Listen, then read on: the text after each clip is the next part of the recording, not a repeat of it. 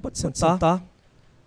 Queria que vocês abrissem a Bíblia de vocês na carta aos Romanos, no capítulo 8. Abra lá, Romanos, capítulo de número 8. Nós vamos ler do versículo 1 ao 4, diz o seguinte: portanto, agora já não há condenação para os que estão em Cristo Jesus, porque por meio de Cristo Jesus, a lei do Espírito de vida me libertou da lei do pecado e da morte. Porque aquilo que a lei fora incapaz de fazer, por estar enfraquecida pela carne, Deus o fez, enviando o seu Filho à semelhança do homem pecador, como oferta pelo pecado. E assim condenou o pecado na carne, a fim de que as justas exigências da lei fossem plenamente satisfeitas em nós, que não vivemos segundo a carne, mas segundo o Espírito. Vamos orar mais uma vez. Querido Deus, a Tua palavra foi lida diante do Teu povo, e eu peço que o Senhor traga a iluminação do Teu Santo Espírito sobre nossas mentes, de maneira que possamos entender a Tua palavra, Pai. Em nome de Jesus, amém. A guerra espiritual é uma realidade. Ela é cansativa. Ela, como nós estamos aprendendo já há algum tempo, ela não tem possibilidade de trégua nessa vida. Não há como ter trégua contra o pecado. É uma guerra constante que terá seu fim ou na morte do cristão ou no dia do arrebatamento, no dia que Jesus Cristo vir resgatar a sua igreja. Essa guerra terminará. Porém, para aqueles que estão no pecado, aqueles que estão escravos do pecado, não haverá descanso, nem na eternidade. O resultado final de uma vida sem Cristo é uma eternidade sem Cristo, no inferno. Mas, para os cristãos, existe a esperança da salvação. E durante essa peregrinação na terra, nós temos as maravilhosas bênçãos daquilo que nós conhecemos como a doutrina da santificação. É a retirada gradativa do pecado, da influência do pecado das nossas vidas e a plena satisfação em Deus, o nosso Senhor e Salvador. Mesmo enfrentando o pecado diariamente como uma guerra, o cristão pode descansar na certeza que já não há condenação para os que estão em Cristo Jesus. Paulo abre esse capítulo 8 dizendo exatamente essa afirmação, depois de mencionar sobre a luta contra o pecado. Uma luta em que nós não vemos Paulo jogar a toalha e simplesmente viver de uma maneira fatalista. Eu sou pecador, então eu vou fazer isso. Coitadinho de mim. Não, ele diz que ele odeia aquilo que ele faz. Ele não tem prazer nenhum pelo pecado. O pecado se tornou um acidente na vida do apóstolo Paulo. Não era uma vida no pecado, porque ele foi liberto do cativeiro do pecado. Então, ele não se via satisfeito na sua desobediência. Havia uma guerra constante entre a sua mente e o seu corpo. Seu corpo queria pecar, a sua mente queria obedecer. Essa guerra se intensificava a tal maneira que o apóstolo Paulo, olhando para a sua pecaminosidade, no capítulo 7, versículo 24, ele diz: miserável homem que sou, desaventurado homem que sou, infeliz homem que sou. Você pode ter várias formas de dizer essa mesma frase. Quem me libertará? Foi explicado que isso não é um desespero, mas alguém que está angustiado pela condição da guerra. Alguém que está lutando, mas lutando mesmo para vencer o pecado na sua carne, tentando mortificar a carne.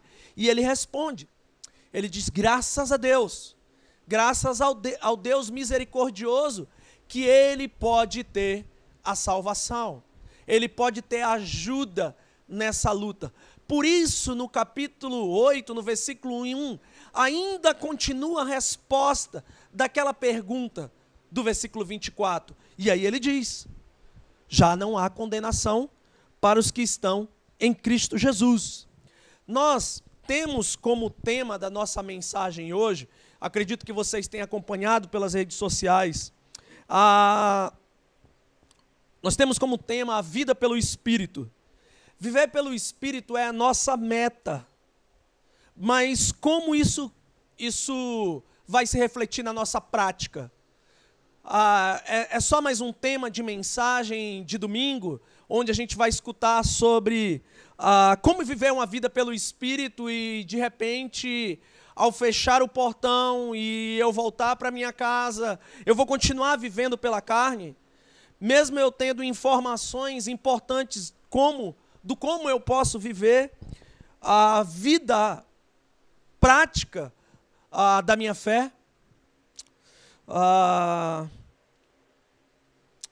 Como que viver pelo Espírito se torna algo prático nos meus relacionamentos, no meu trabalho, na minha família?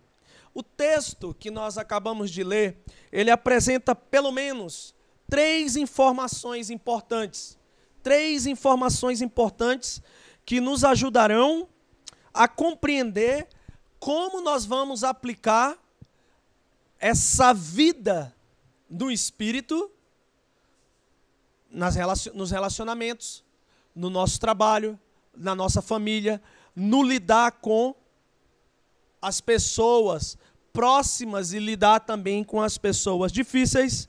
E dentro dessa primeira informação, nós temos essa frase: a vida pelo Espírito é livre de condenação. E a palavra livre dá uma ideia de liberdade. Eu estou livre. E as pessoas da nossa geração confundem liberdade com libertinagem. Há uma grande diferença entre essas duas afirmações. A liberdade aqui, descrita nessa frase, diz respeito à liberdade do cativeiro do pecado. Logo, se nós estamos livres do cativeiro do pecado e estamos debaixo da graça, do amor de Deus, já não há mais condenação para aqueles que estão em Cristo Jesus. A vida pelo Espírito, logicamente, é sem condenação. Nós estamos livres não para fazer aquilo que queremos, porque já sabemos que aquilo que queremos muitas vezes não é compatível com aquilo que Deus quer. Nós não estamos livres para pecar. Nós não estamos livres para seguir os desejos dos nossos corações. Nós não estamos livres para isso. Na verdade, nós estamos livres para obedecer. Obedecer a Deus. Ajustar a nossa vida com aquilo que Deus deixou prescrito em sua palavra. A palavra livre, no contexto bíblico, quer dizer exatamente isso. Nós não podemos confundir com o nosso conhecimento. Eu sou livre. A maioria das pessoas, quando usam essa palavra, é a ideia de poderem fazer aquilo que querem. E nós, por informação já exposta aqui, no capítulo 7, a gente viu que o ser humano, quando quer fazer o que quer, acaba fazendo aquilo que não deve. O próprio apóstolo Paulo, escritor do texto sagrado, tinha essa luta com ele mesmo. Então, nós não podemos agora, 2021, geração crente nessa nação, ter o mesmo conceito de liberdade em nossas mentes. Isso é um equívoco. A liberdade é para desfrutar desse relacionamento com Deus. Então, vamos lá à exposição. Primeiro versículo diz o seguinte: portanto, agora já não há condenação para os que estão em Cristo Jesus. A primeira informação que nós temos, que vai nos ajudar a viver no Espírito de maneira prática, é que a vida pelo Espírito é livre de condenação. E já de cara, nesses versículos, a gente já consegue ver isso. Portanto, e esse portanto aqui faz ligação com tudo que já foi dito no capítulo 7. Essa palavra, portanto, ela não aparece aí de qualquer jeito. Ela é uma conclusão daquilo que já foi dito anteriormente. Então não pode ser lido um texto isolado. Já não há mais condenação, então eu sou livre para pecar. Não, muito pelo contrário. O capítulo 7 aponta para uma guerra contra o pecado. Já deixa bem claro, a guerra contra o pecado, ela não tem fim na conversão. Nós temos que lembrar que o apóstolo Paulo era um homem regenerado, um homem convertido. Então, em outras palavras, o que ele está dizendo é que a guerra não tem fim na conversão. Essa ideia de sermos convertidos e nossos problemas acabaram é furada. Não é uma teologia boa, é uma teologia que massageia o ego, que coloca o homem num patamar em que ele é senhor da sua história e tira a grandeza de Deus e o seu poder na salvação e na construção desse testemunho cristão do próprio irmão, porque nós também não temos poder na santificação. Sozinhos nós não vamos conseguir vencer o pecado. Então, queridos e queridas, a conversão, ela é um ato único que nos torna amigos de Deus. Nós somos perdoados por conta dos nossos pecados, mas nós não podemos acreditar na conversão a expectativa de que a guerra contra o pecado terminou. Não terminou. Na verdade, começou, porque antes da conversão nós estávamos entregues aos nossos pecados. Nós não tínhamos prazer nenhum em Deus. Até conhecíamos sobre Deus, nos achávamos politicamente corretos, nos achávamos bonzinhos, porém longe e distantes da salvação. Então, não, a guerra contra o pecado, ela não termina na conversão. Porém, é preciso deixar claro que na conversão a pessoa é livre da condenação. O texto é bem claro quanto a isso. Eu não sou salvo por aquilo que eu faço.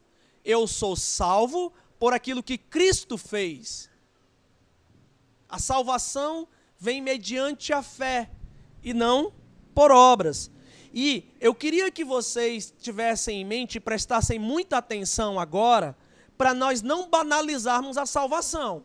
Porque, ultimamente, nas evangelizações que as pessoas costumam fazer, a palavra Jesus te ama e está tudo bem, está muito presente. Está muito presente. Não se trata, meus queridos irmãos e irmãs, de uma absolvição pura e simples. É mais ou menos assim, que Deus, ao ver você, um coitadinho, uma coitadinha, tem pena de você e, de repente, tem um estalo de amnésia na mente dele e simplesmente ele esquece daquilo que você fez. Isso é totalmente contraditório com o Evangelho. Porque houve, sim, uma punição contra o pecado. Quem foi punido no nosso lugar? Jesus. Então nós não podemos dizer que é uma absolvição pura e simples. Como foi de graça, então não teve peso nenhum. Ora, o nosso pecado foi tão pesado, mas tão pesado, a ponto de Cristo dizer na cruz: Pai, por que me desamparastes? O isolamento, a sensação do peso, da culpa, do pecado de toda a humanidade estava sobre ele. Então não é uma absolvição, não é uma graça barata. O sangue do Cordeiro foi derramado na cruz por causa de pecadores. Nós não podemos tratar isso de maneira banal. Simplesmente com Jesus te ama. Só porque está escrito em João 3,16 que Deus tanto amou o mundo. Continua a frase, gente, continua a frase. Deus tanto amou o mundo que deu seu Filho unigênito para todo que nele crê. Que nele crê. Não pereça, mas tenha vida eterna. Nós não podemos pegar versículos bíblicos e retalhar eles e fazer com que eles trabalhem em função da minha vontade. Eu não posso retalhar as escrituras sagradas, separar versículos bíblicos e deixar que eles massageiem o meu ego. O pecado foi punido na cruz. O perdão dos pecados só é possível por causa do sacrifício de Cristo. Nenhuma condenação há, ou melhor, já não há condenação para os que estão em Cristo Jesus, quer dizer que essa condenação que estava sobre as nossas vidas recaiu sobre ele. Ele foi punido no nosso lugar. O pecado é algo muito sério, meus irmãos e irmãs. Não estar condenado hoje não é somente motivo de alegria, lógico. Somos salvos e estamos alegres. Mas é motivo também de nós pensarmos que um justo morreu no nosso lugar e agora, vivendo uma vida livre de condenação, eu preciso viver compatível, ser compatível a minha vida com aquilo que ele fez na cruz por mim. Não dá para desassociar as coisas. Não dá para desassociar, não dá para separar. Não se trata de uma absolvição pura e simplesmente. Isso é graça barata. Cristo foi para a cruz. Cristo morreu por nós. A justiça foi feita quando Cristo morreu na cruz. E ele morreu por quem? Pelos pecadores. Então nós temos um raciocínio aqui, claro, objetivo, não adianta torcer o nariz para essa verdade. É uma coisa que está claramente exposta aqui. E eu digo mais, nós devemos tomar muito cuidado ao analisar a expressão agora já não há condenação para os que estão em Cristo Jesus. Nós devemos tomar muito cuidado. E eu vou explicar qual tipo de cuidado, qual é a natureza desse cuidado. Primeiro fazendo uma pergunta. Para quem não há condenação? O texto responde. Para os que estão em Cristo Jesus. Quem não está em Cristo Jesus, a verdade é que está condenado. Está debaixo de condenação. O texto é muito claro. Portanto, agora já não há condenação para os que estão em Cristo Jesus. Fora de Cristo Jesus, a condenação é certa. Fora de Cristo Jesus, a condenação é certa. Como podemos dizer que alguém está em Cristo, então? Como podemos falar sobre isso de maneira que é possível entender como é importante para mim ter o conhecimento que a vida pelo Espírito é livre de condenação? Como é importante para mim para aplicar isso no meu dia a dia? Por quê? Muito bem. Como podemos dizer que alguém está em Cristo? Temos algumas características aqui. E a primeira delas é quando uma pessoa se submete ao senhorio de Cristo. E eu vou ter que pensar um pouco naquilo que já foi exposto anteriormente e dizer que antes da nossa conversão, nós estávamos debaixo do cativeiro do pecado. Então, o Senhor era o pecado. Então, obedecíamos o pecado. Fazíamos aquilo que o pecado requeria que fizéssemos. Agora, quando alguém está em Cristo, essa pessoa está livre do cativeiro do pecado. E está debaixo do senhorio de Cristo. Uma das características que alguém está em Cristo é justamente a submissão a Cristo. A submissão a Cristo. Não é difícil se submeter a Cristo, porque Ele era o nosso Senhor. Assim como não é difícil se submeter ao pecado, é só fazer aquilo que a carne quer.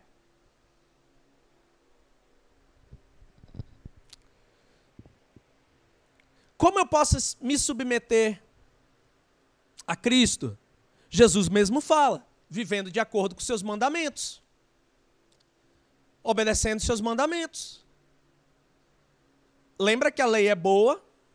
A lei é boa. A lei aponta para o pecado.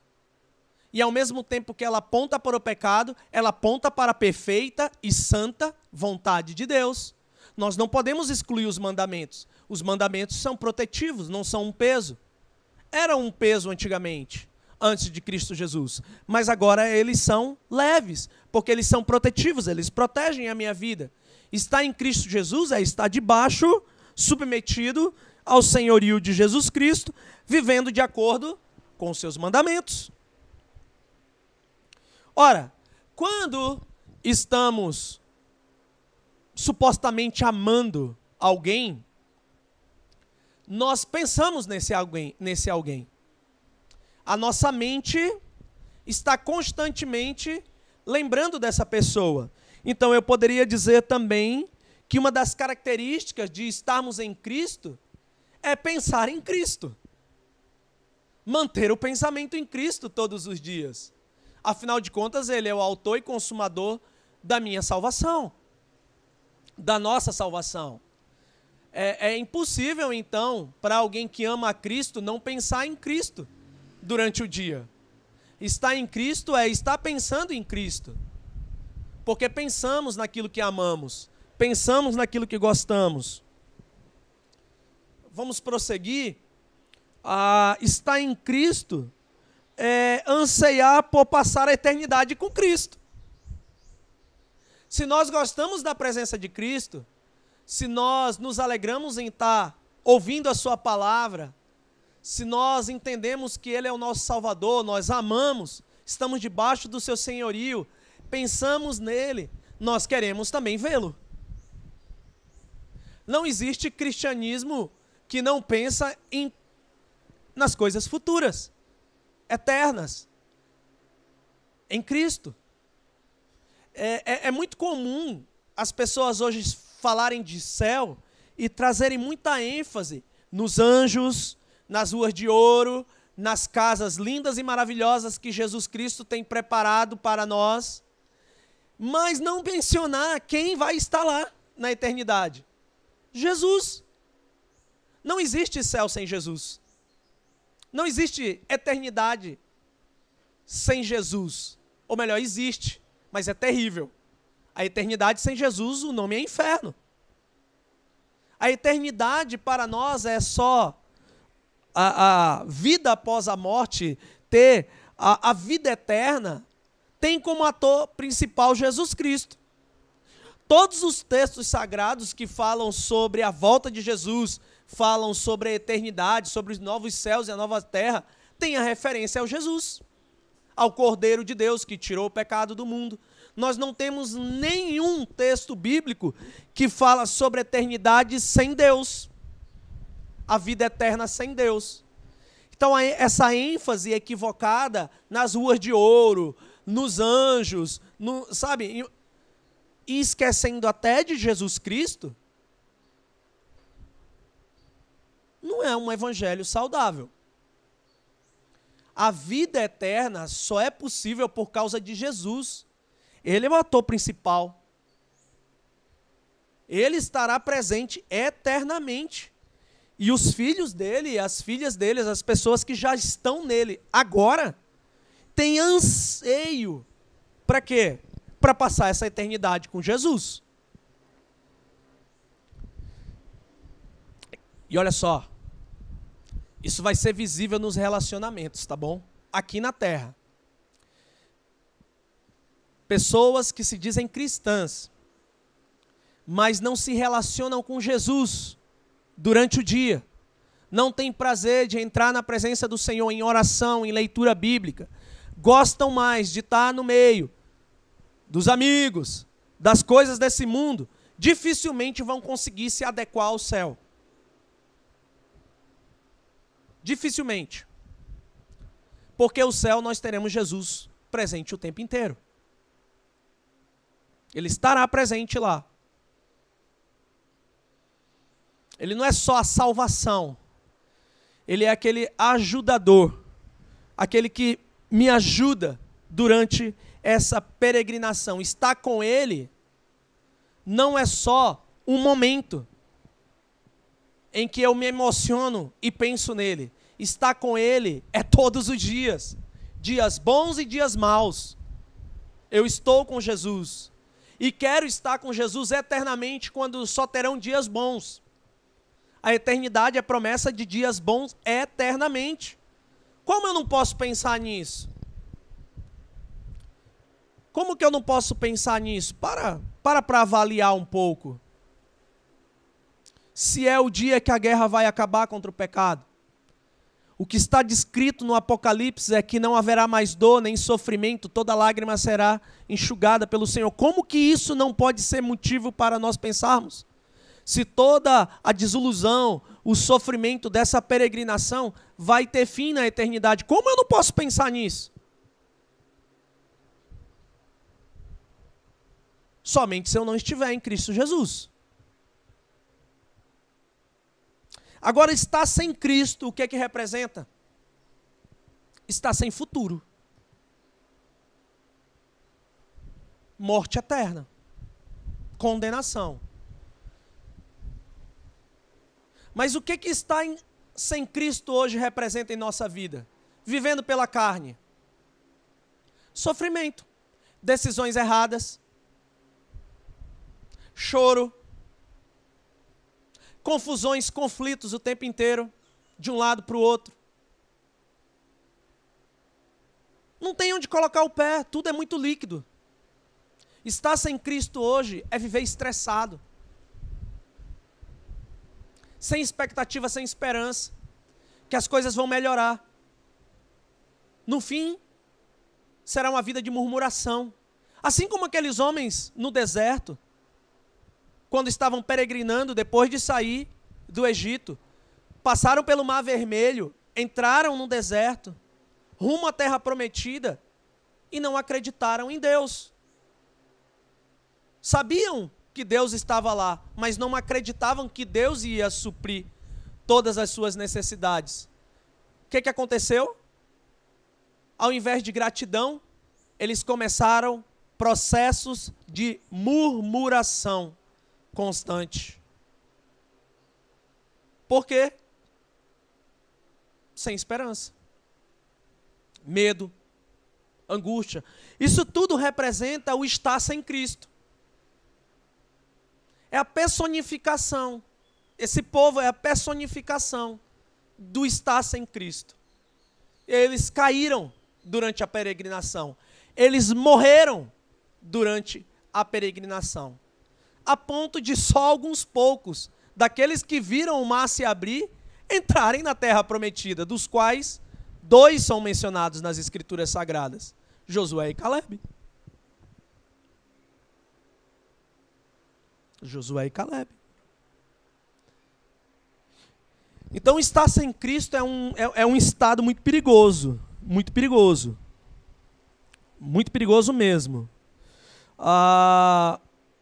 Nós podemos dizer que, por meio de Jesus, as coisas se alinham na nossa vida. Porque nós, além de estarmos livres da condenação, nós estamos com Ele. Estamos na sua morte, onde Ele nos representou, e estamos na sua ressurreição. Essa é a nossa esperança. Por isso não se pode pregar o Evangelho só até a crucificação e a morte. Nós precisamos mencionar a ressurreição, porque um dia nós estaremos ressuscitados plenamente com Cristo. Não podemos separar. Nós estamos com Cristo. E esse estar com Cristo significa que eu represento a Cristo aonde quer que eu vou. Olha como começa a fazer sentido a ideia de viver pelo Espírito, porque eu estou vivendo em Cristo, logo a minha vida tem que estar compatível com esse meu estado espiritual. Eu estou em Cristo. Eu estou em Cristo. Cristo é a pessoa que nos liberta do pecado e da morte. Por causa de Cristo, por causa do que Ele fez, nós somos livres da culpa do pecado e mais, do seu poder escravizante. O pecado tem um poder escravizador. Então, quando nós estamos em Cristo, além da culpa do pecado, passar, não só de uma maneira banal, mas ser punida no corpo de Cristo, porque Cristo morreu por nós, ele também nos dá a possibilidade de quê? O poder do pecado gradativamente perder influência sobre a nossa vida. Isso é santificação. Santificação. Logo, eu preciso ser grato. Preciso ser grato. Eu tenho que entender, aqui como diz a continuidade do texto, que porque por meio de Cristo, veja essa expressão, por meio de Cristo, a lei do Espírito de vida me libertou da lei do pecado e da morte. Por meio de Cristo. Não é por meio de homens, não é por meio daquilo que eu faço, mas por meio daquilo que Cristo fez. Isso tem que ser bem observado. Já não há condenação para aqueles que estão em Cristo Jesus. Você não pode apagar a palavra estão. Assim como você não pode apagar a frase por meio de Cristo Jesus. Essa absolvição, que não é simplesmente absolvição porque o pecado foi punido, nós recebemos a imputação da justiça de Deus em nossas vidas, de Cristo em nossas vidas. Na cruz nós entregamos os nossos pecados e Jesus Cristo entrega a sua justiça. Há uma troca, há uma transação espiritual. E a promessa é que, dia após dia, nós sejamos livres do poder escravizante do pecado. Antes de Cristo, nós não poderíamos dizer não para o pecado. Em Cristo Jesus, é uma blasfêmia nós falarmos que nós não podemos dizer não para o pecado. É uma blasfêmia. Por quê? Porque nós ganhamos em Cristo Jesus a possibilidade de dizer não para o pecado. Se pecamos é porque queremos. Se pecamos é de maneira deliberada. É esse o fato. Não há como nós escondermos isso. Porque se Cristo nos libertou do cativeiro do pecado, quando eu vivo uma vida de pecado, significa que eu voltei para o cativeiro. Por livre e espontânea vontade, eu voltei para o cativeiro. Estou escravizado de novo no cativeiro. Estou sofrendo o peso dessa escravidão na minha carne, no cativeiro, do qual já fui liberto. Do qual já fui liberto. É estranho, chega a ser uma esquizofrenia. Você poder ter tudo de bom e optar por tudo que é ruim. Muito bem. Algumas aplicações dentro desse ponto, que é muito importante. A vida pelo Espírito é livre de condenação.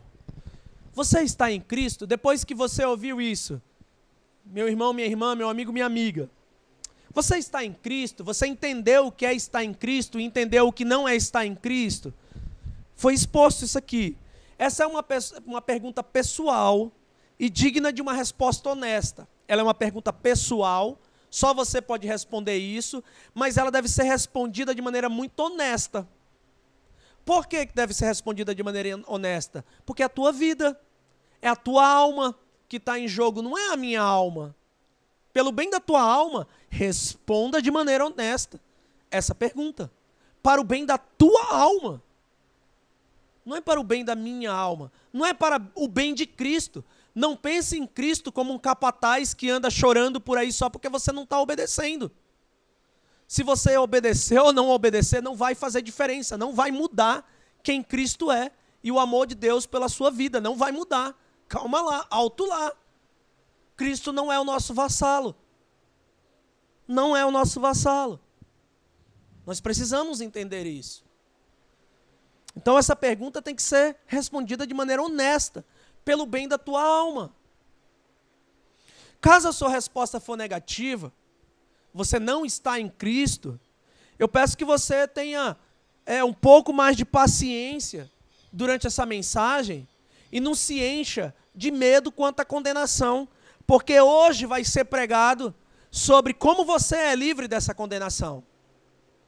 Escute um pouco, dê ouvidos à exposição do texto bíblico, porque Cristo já morreu por você.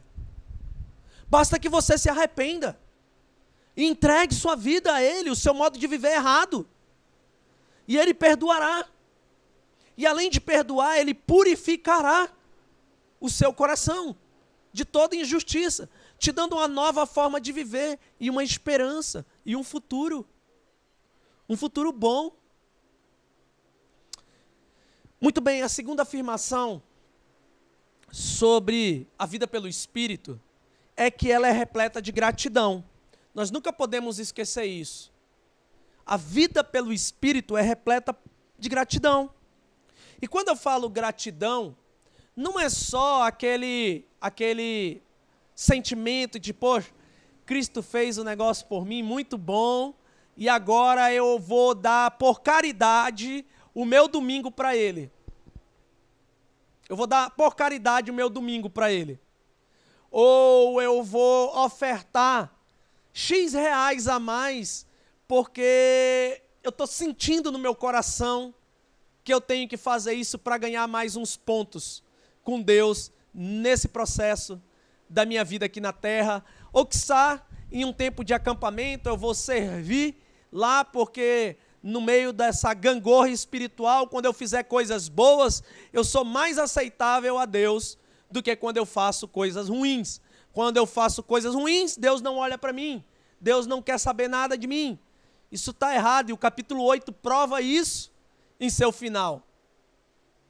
O capítulo 8 prova isso, que nada pode nos separar do amor de Deus. Nada pode separar as nossas vidas do amor de Deus, desde que estejamos em Cristo Jesus. Então a vida de gratidão, ela vai muito além do que um sentimentalismo barato. De pensamentos bons, sabe, momentâneos, passageiros. A vida de gratidão é uma forma de viver na qual todos os dias eu agradeço pelo que Cristo fez por mim. Como disse Lutero, ao lavar o rosto de manhã, que eu lembre das águas do batismo e que eu traga à memória também do que essas águas representaram em minha vida. A morte para o pecado e a ressurreição para a vida. Gratidão. O texto diz o seguinte: por aquilo que a lei for, versículo 3, porque aquilo que a lei for incapaz de fazer por estar enfraquecida pela carne, preste bem atenção.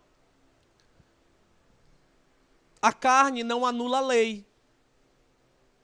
A carne não anula a lei. Porém, nós temos que compreender que todo homem, toda mulher que recebe a salvação, sabe que a salvação é só por meio de Jesus Cristo. Antes de Jesus Cristo, era impossível obedecer à lei. Por quê? Porque a carne é contrária à lei. Então, por mais que a lei fosse boa, na minha mente se tornava ruim. E mesmo que eu praticasse o que a lei dizia, as motivações eram equivocadas, eram estranhas, porque estava distante do ideal que Deus queria para as nossas vidas. Enfim, realmente, a lei é boa, o homem é ruim. A lei veio de Deus. O homem veio de Deus, mas decidiu abandonar Deus quando quis ter conhecimento do bem e do mal. Ser como Deus. Vamos lá, vamos ver a continuidade. Vamos ler o versículo de novo. Porque aquilo que a lei for incapaz de fazer por estar enfraquecida pela carne, Deus o fez por misericórdia. Deus o fez. Deus, o mais ofendido, resolveu ajudar. Quem estava mais ofendido decidiu resolver a questão. Nós que somos os ofensores não quisemos resolver a questão. Foi ele que resolveu a questão. Isso tem que ser muito apreciado na mente de vocês agora. Porque pode ser que nós tenhamos a triste convicção que nós somos salvos por aquilo que nós somos. Que um dia, na presciência de Deus, Deus ia ver que nós iríamos ter atos positivos. Isso não é verdade. Não é verdade. Somos salvos unicamente pela graça de Deus. Não importa o passado. Deus não tem amnésia quanto ao passado, ele decide perdoar esse passado. Por isso devemos ter uma vida grata. Deus o fez, enviando o seu próprio Filho, à semelhança do homem pecador. Essa palavra semelhança não quer dizer que ele era igual a nós, em termos de ser um pecador. A semelhança do homem pecador é na mesma carne. Carne, que eu digo é literalmente osso, carne, medula, hormônios, tudo tinha em Jesus. Ele tinha um corpo. Ele tinha um corpo. Porém, não pecou. A única pessoa, o único homem nessa terra que não pecou. Deus enviou Jesus à semelhança do homem pecador. Isso não significa que ele era um pecador. Ser semelhante não significa ser igual. É só o corpo aqui a referência. Não é para dizer que Jesus era pecador. Ah, Jesus pecou. Inclusive, meus irmãos e irmãs, está cheio de história estranha. Eu digo história com a letra E, não com H. Estranha, uma história que não é verídica. Sobre Jesus, que Jesus casou com Maria Madalena, que teve filhos, que teve isso. Balela. Balela. Está cheio de histórias em que Jesus deu um vacilo aqui e acolá. Jesus não pecou. Jesus não pecou. Ele era semelhante a nós simplesmente porque tinha um corpo como nosso. Isso está exposto aqui para nos lembrar que ele tinha necessidades como nós. Ele tinha vontade de beber água, ele tinha fome, tinha a possibilidade, assim como em Adão, dele decidir fazer o que era errado. Sabia disso? Senão Satanás não tentaria ele como tentou a Eva. Havia. Jesus poderia simplesmente cair nas tentações, mas não caiu. Mas ele não estava com fome naquele dia? Nós não conhecemos a fome também? Ele optou pela palavra de Deus e obedecer a Deus mesmo na fome. Mesmo que ele morresse de fome, ele optaria por obedecer a Deus, mostrando para nós o caminho. Como funciona a obediência? A obediência na facultativa. Ela é obrigatória. Obedecer a Deus, independente das circunstâncias. Ora, mesmo sendo tentado de todas as formas, não cometeu pecado algum, mas submeteu o seu corpo à vontade de Deus. E aí o que aconteceu? Por essa razão, ele é o Cordeiro de Deus que tira o pecado do mundo. Ele é a representação do que estava escrito em Levítico, um cordeiro sem mácula. Um cordeiro sem pecado, sem sujeira alguma. A palavra mácula é sujeira. Não era impuro. Podia ser sacrificado por nós. A morte de Jesus não é uma morte como qualquer outro ser humano. Morreu ali um justo, o único justo que passou pela face da terra e morreu em favor das nossas vidas. Ele tomou sobre si os nossos pecados, pecados que ele não tinha. Pecado que ele não tinha. Mas Deus envia ele, semelhante ao homem pecador, como oferta. Veja o que está escrito no versículo. Como oferta pelo pecado. Sem derramamento de sangue não há perdão dos pecados. Então Jesus Cristo é a oferta pelo pecado. Ele tomou sobre si os nossos pecados e pagou nossa dívida na cruz. No Antigo Testamento, o judeu levava um animal e o sumo sacerdote colocava a mão sobre esse animal e transferia espiritualmente o pecado desse animal, o pecado da pessoa, para o animal. Logo após, ele matava o animal, sacrificava o animal, derramava sangue. Só que isso não purificava a consciência da pessoa. Não purificava. Amanhã ele continuava a pecar e ele teria que apresentar continuamente esses sacrifícios. Cristo morreu uma única vez por nós, por todos os nossos pecados. Não há necessidade de fazer mais sacrifícios. Mas ele é a representação exata daquilo que acontecia no passado. Aquilo só mostrava o que viria na plenitude dos tempos e que alcançaria a purificação das nossas mentes. A purificação das nossas mentes. Ele tomou sobre si os nossos pecados e pagou a nossa dívida. Queridos, esse é um ato irrevogável. Há uma blasfêmia nos nossos dias que diz que pessoas podem perder a salvação. Eu pergunto, será que essas pessoas um dia foram salvas de fato? Porque esse é um ato irrevogável, decretado pelo próprio Deus. É irrevogável. Uma vez salvo, salvo para sempre. Uma vez salvo, salvo para sempre. Essa é a realidade bíblica. Diante do recebimento, meus irmãos e minhas irmãs, desse presente maravilhoso, que é a salvação, a pessoa salva precisa viver uma vida de gratidão diária. Porque se hoje eu estou salvo, se hoje eu tenho paz com Deus, é graças ao que Cristo fez por mim. É porque eu estou nele. E quem está nele está no Pai também. Porque é uma unidade. Ele é o cabeça da igreja, nós somos o corpo. Não existe parte do corpo separado da cabeça. E aqui vai uma advertência para as pessoas que não gostam de congregar, que não gostam da igreja. Não existe separação entre cabeça e corpo. O corpo tem que estar unido. Não existe nas Escrituras Sagradas respaldo nenhum para ser um desigrejado, porque é na igreja que nós temos as convivências mais extraordinárias e espetaculares de Cristo agindo em nosso meio, santificando as nossas vidas. Não significa que a igreja é perfeita, ela é cheia de problemas.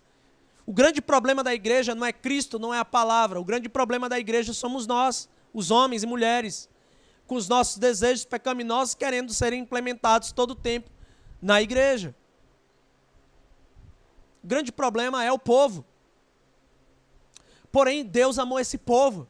Deus amou essa igreja e morreu por essa igreja. Isso é motivo de gratidão pelo que Ele fez por nós sem merecermos. Nós não merecíamos. Nós não merecíamos. Mas Ele fez assim mesmo. Agora, diante disso, se eu tenho gratidão, se a vida pelo Espírito é repleta de gratidão, como é que isso vai se dar na prática? Como que essa gratidão, eu vou ter que dizer milhões de muito obrigado? Muito obrigado, muito obrigado, muito obrigado, muito obrigado, muito obrigado, 1.400 vezes por dia, para refletir o que o meu coração diz a respeito de Cristo?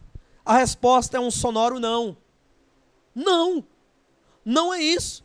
O que eu preciso fazer?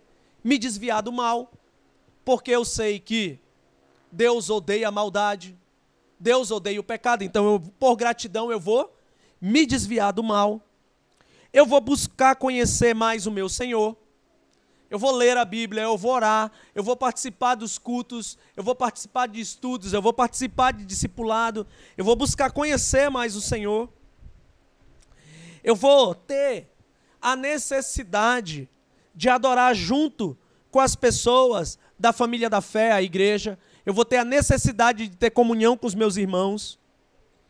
Isso é gratidão. A gratidão não é dizer 1.400 obrigados. Muito obrigado e dar risada porque está feliz. Não.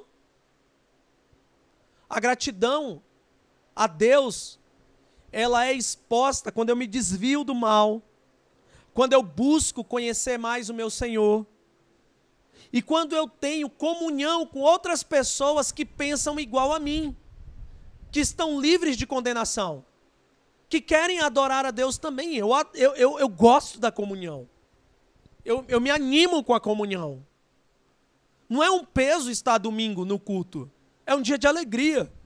Na verdade, eu deveria me preparar para esse dia, como se fosse o dia mais especial da minha semana. O que vai acontecer de mais especial na tua semana não é o fato de você fazer aniversário essa semana, de ter um churrasco essa semana, de ter que começar algum curso novo ou um trabalho novo. A coisa mais especial que acontece toda semana é o culto. E eu venho para o culto com o coração grato, porque eu tenho a palavra, eu tenho o pregador, eu tenho meus irmãos, eu vou ser transformado pela exposição da palavra de Deus, pela ação do Santo Espírito em nossos corações. Cara, é isso gratidão. Não é um sentimentalismo barato. Não é um sentimentalismo barato.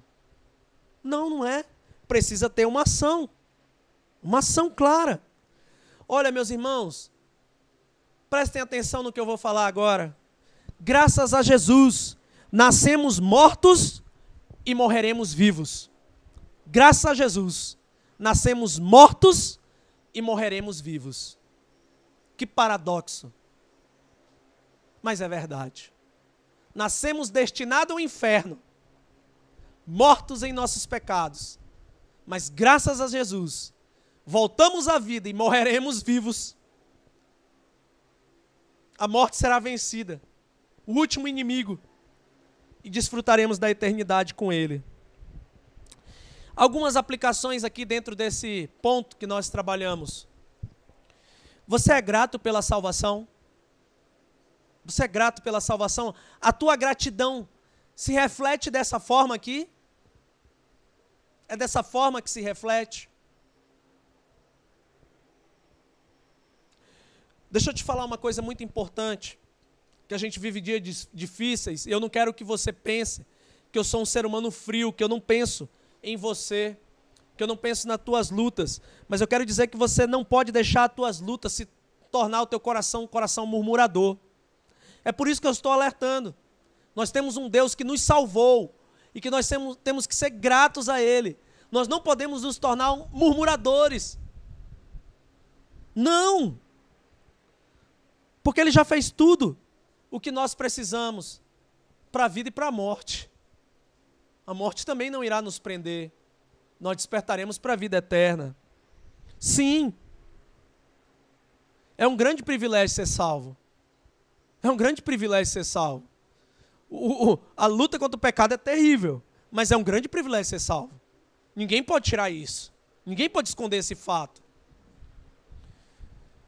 Agora, caso você não seja um cristão, o que você ouviu até agora é verdade. É verdade. Mesmo que você não acredite, é a verdade.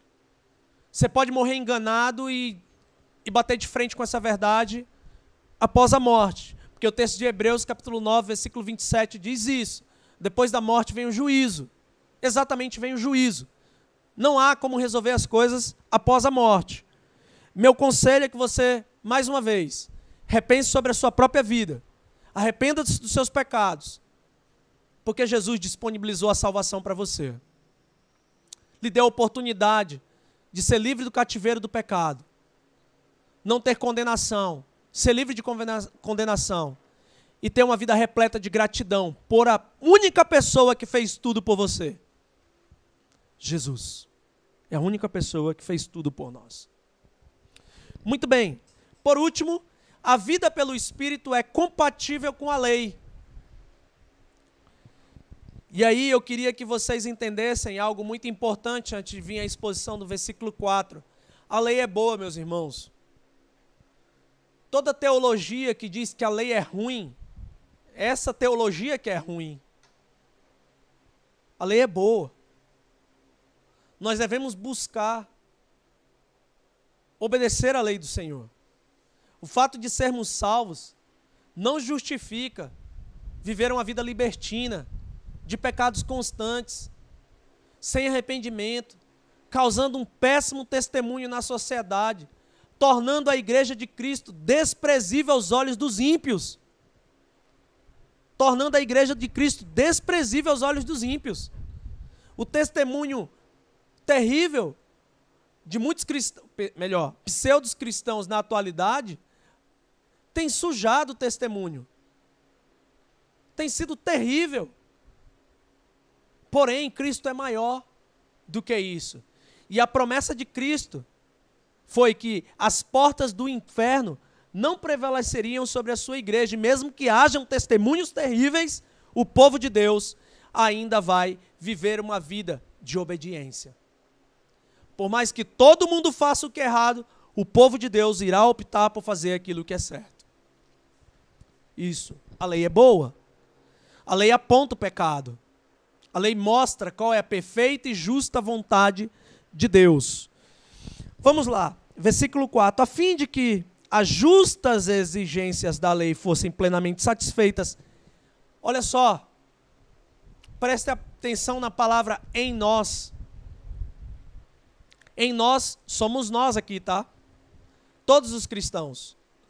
Os cristãos que viram a exposição dessa carta na época deles, e todos os cristãos em todas as épocas que tiveram a exposição desse texto, são chamados à atenção quando aparece essa expressão em nós. Porque fala de nós. Nós mesmos, eu e você.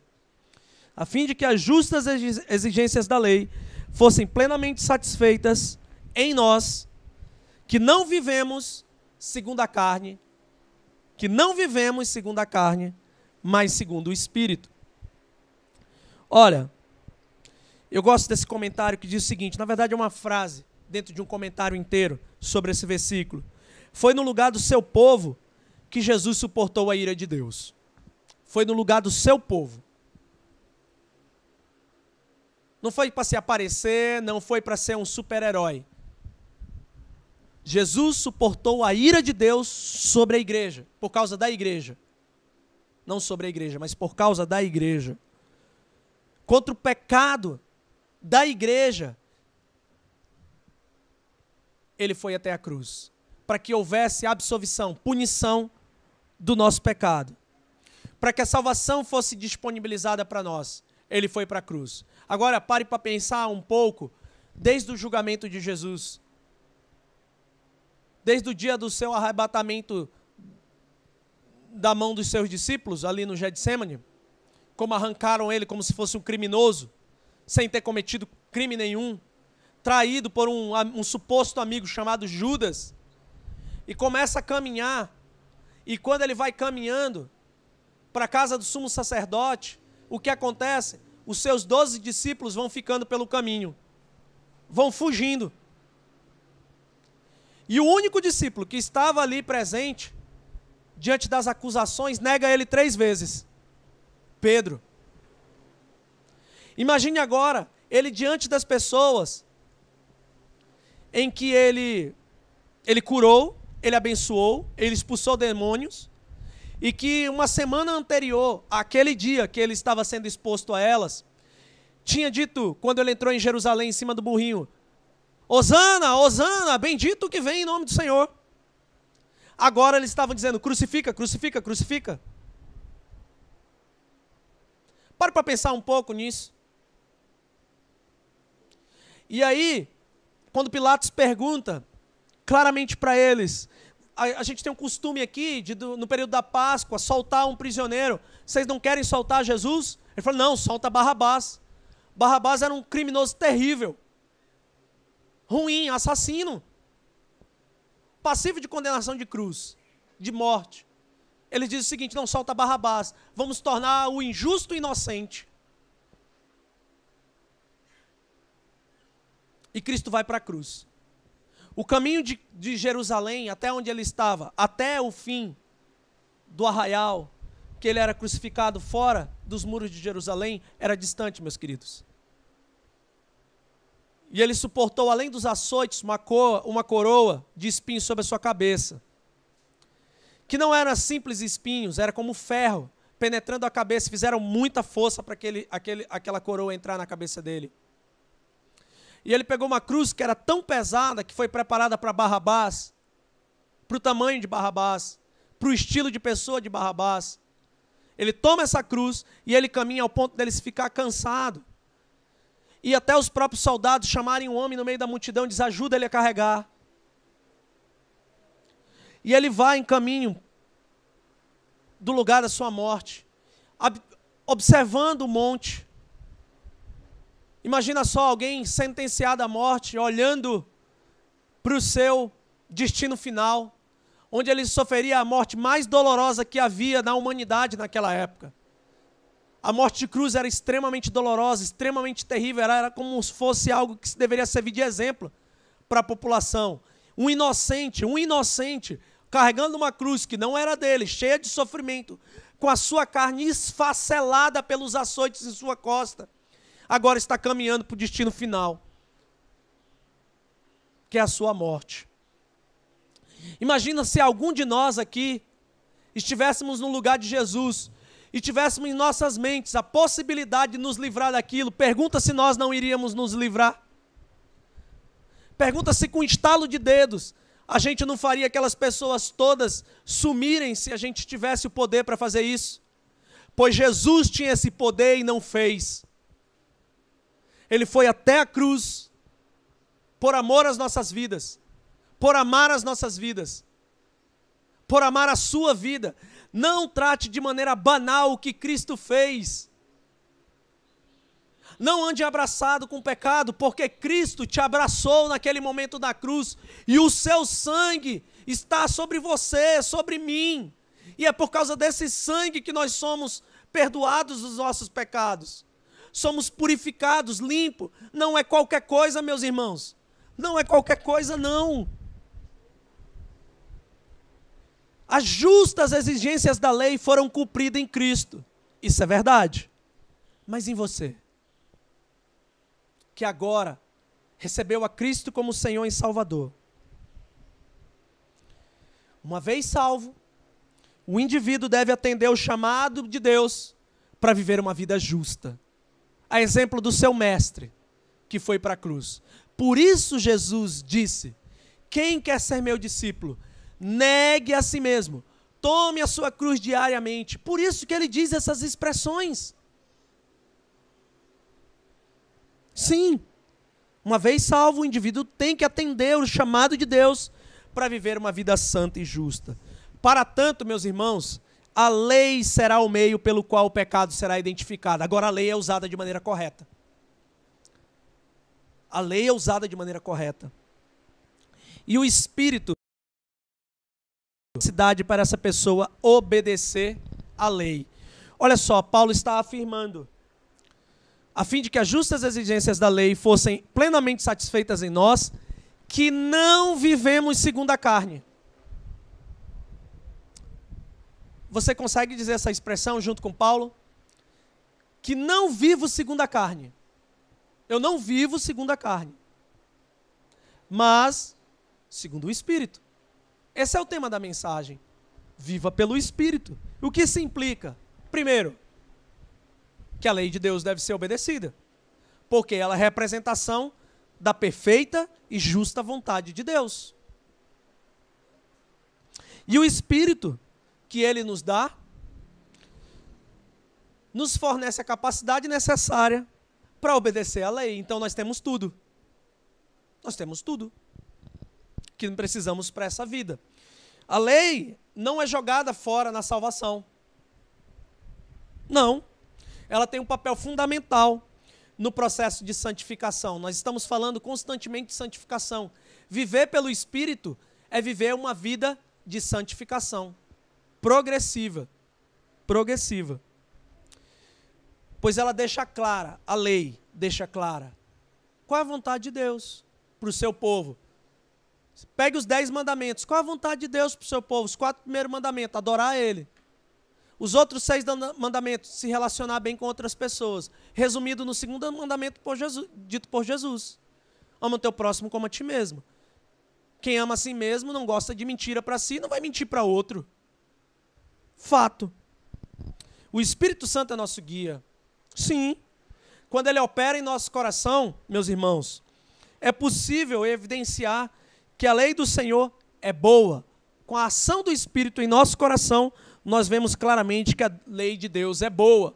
Enquanto nós não deixamos o Espírito trabalhar em nosso coração, nós vamos olhar para a lei de Deus e vamos dizer: é pesada, é ruim, não quero. Vai ser assim. Vai ser assim. A lei é protetiva. Esse é um fato. A lei nos protege contra a nossa própria maldade. Ela só foi instituída por conta do pecado. Eu tenho uma última aplicação, uma última pergunta referente a isso, antes de nós passarmos para a conclusão. Queridos, queridas, meus amigos e minhas amigas, como está teu testemunho pessoal? Eu não estou falando do testemunho daquele que todo mundo vê, tá? Eu estou falando no teu secreto. Como está teu testemunho pessoal? Tua vida é compatível com aquilo que Deus está dizendo em sua palavra? Agora vamos sair do campo pessoal e vamos entrar no campo dos relacionamentos. É visível para todas as pessoas que você vive pelo Espírito? Ímpios e cristãos vão olhar para você e vão ver, essa pessoa está passando por um processo de transformação. Eu estou vendo mudanças na vida dessa pessoa. É possível falarem isso de você? Ímpios e cristãos, irmãos da fé. Muito bem, vamos para a conclusão. A vida pelo Espírito, ela é totalmente diferente da vida pela carne. Por que ela é diferente? A carne escraviza e cobra um alto preço. Qual é o alto preço da escravidão da carne? A morte eterna. O Espírito liberta e gera vida. Qual o melhor caminho a seguir? Viver pela carne ou viver pelo Espírito? Você precisa chegar a uma conclusão agora. Qual o melhor caminho a seguir? Viver pelo Espírito ou viver pela carne? Minha instrução para você final é que viva pelo Espírito. Viva pelo Espírito. Vai ser melhor para você. Muito melhor para você. Sendo assim, diante do privilégio que temos de pertencer ao reino de Deus, vamos viver pelo Espírito. Porque esse é o único caminho, preste atenção, porque essa é a chave para a mensagem que vem. Este é o único caminho que nos ajudará a mortificar a carne durante nossa peregrinação nessa terra. É o único caminho. Viver pelo Espírito. Você quer matar a carne, você odeia o pecado, então tá. A solução é viver pelo Espírito. E essa será a segunda parte da nossa mensagem no domingo que vem. Vamos orar? Santo Deus, obrigado pela tua palavra que foi exposta, que possamos, ó Deus, refletir em tudo que foi dito aqui. Temos informações importantes que destacam o que é viver pelo Espírito, uma vida livre de condenação, repleta de gratidão, uma vida que é compatível à lei de Deus.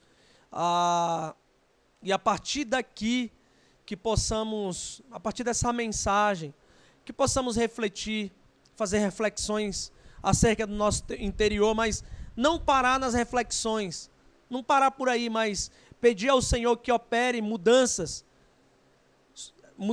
claras em nossas vidas, aquilo que precisa ser extirpado da nossa vida, que seja tirado pelas mãos do próprio Deus, pela sua ação transformadora em nossos corações.